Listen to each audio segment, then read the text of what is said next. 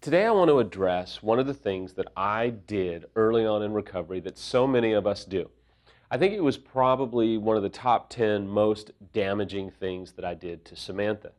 Now, it's funny, as I've studied it over the last few months, I have seen how even now in our regular family, marriage, bill paying, crises type things that come our way, that I can approach those issues this way. It's called being a fixer, and certain personality types drift towards being a fixer. Let's get a plan, let's get it done, here's what we do. I have some friends that are in some pretty high positions, and if I talk to them about any issues, their immediate knee-jerk response is, here's how we fix it. And I sometimes go, hey, I don't need you to fix it, I'm just trying to vent or talk. It is a very problematic approach, especially for the unfaithful spouse to take in recovery, because of a lot of things that will kind of happen if you approach your betrayed spouse this way. But here's some ideas on whether or not you're a fixer, or here's some examples of what a fixer sounds like. And ask yourself if you've ever said these things to your spouse. I know I've said this to my spouse, Samantha, pretty frequently. You just need to do this. Or, you know what, if you would stop doing this, I would stop doing that, and we would be on a much quicker road to recovery. Another one is, all we need to do is this. If we will just do this, everything's going to be golden. We're going to be fine.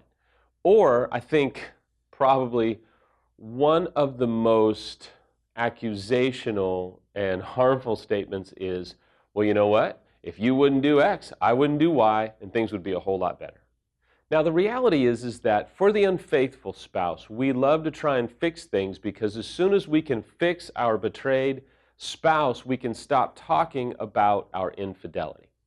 Also, if we can fix our spouse's mood or hurt or pain or, in our opinion, wrong belief about our choices, we can stop talking about the affair, which means we can stop talking about our failure, which means we can stop talking about our personal shame and self-hatred, and we can stop having to have these unnecessary, difficult conversations which are making us extremely uncomfortable because we're triggering our shame, and we don't want to talk about us.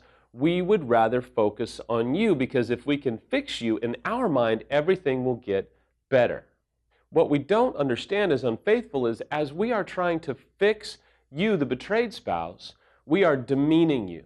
We are relegating you to some kind of math problem or some car repair problem, and that's not what you want. You don't want to be fixed. You want to be heard.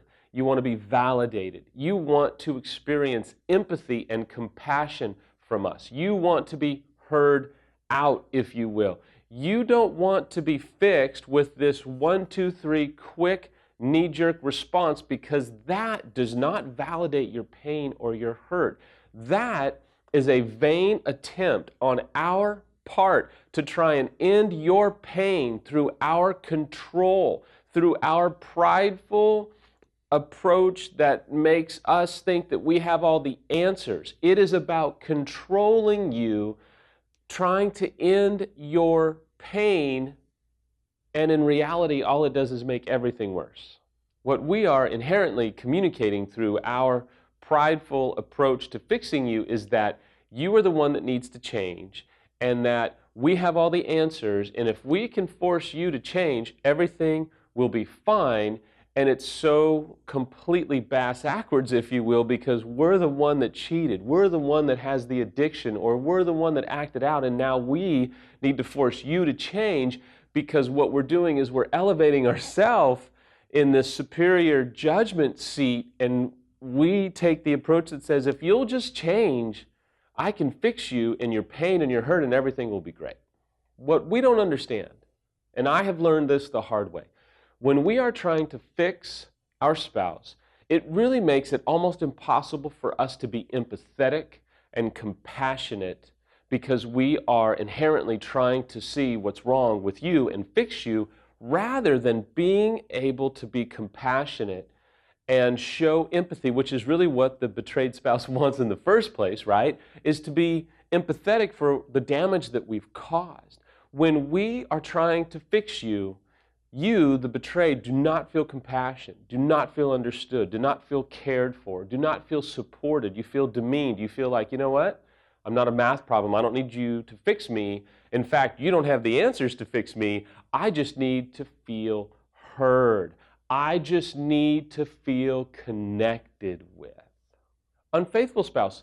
One of the reasons that your betrayed spouse shuts down when they feel like you're trying to fix them is that all they are used to is feeling as though you're just trying to prove them wrong.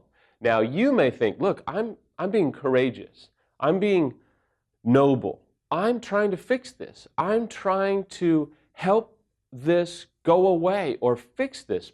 But you're not. You're actually demeaning your spouse, and at some level, they're feeling degraded, and they are worried that you are simply trying to take the situation, mold it, shape it, and form it in a way that just kind of proves them wrong in their feelings, in their assessment, in their opinions, in what they are experiencing, which in reality, it's their experience. We can't try and fix what they are experiencing due to our choices or what has been handed them in their life right now. So if we think that the betrayed is going to be vulnerable when we are trying to fix them, and I can hear your response, well, Samuel, I'm not trying to fix them, so you're being a little bit hard on me because you are judging what I'm doing. No, I'm describing to you a pattern of communication that is so prevalent within the unfaithful and the betrayed's approach to recovery that it absolutely whittles away at momentum every single day in thousands of couples' lives who are trying to heal. So I'm not trying to be super critical. I'm trying to help you understand what the betrayed spouse feels when you take a fix-it approach to their pain, their hurt, and their trauma. So here's an exercise. Unfaithful, sit with your betrayed and say, okay, I watched the video, I heard him out. Do you feel like I'm trying to fix you oftentimes? And just take the response, write notes while they're talking, and just say, okay, thank you. I'm going to really work on this. Don't try and fix it, right? Because your response is to say, well, because you are getting defensive. Well, I'm going to do this. I'm going to stop. No. Shut it down and just go, okay, thank you. I'm going to work on this. And then that's it. It will be the hardest thing in the world if you're a fixer. Now, I will tell you, it is possible for the betrayed to try and fix the unfaithful as well. I've focused a lot today on the unfaithful trying to fix the betrayed, but betrayeds, it is pretty common that you may try and fix the unfaithful as well, and it breaks down the whole system. So today I want to just encourage you both. Stop trying to fix each other. Take the approach that says, man, I just want to hear you, and I want you to feel heard and validated.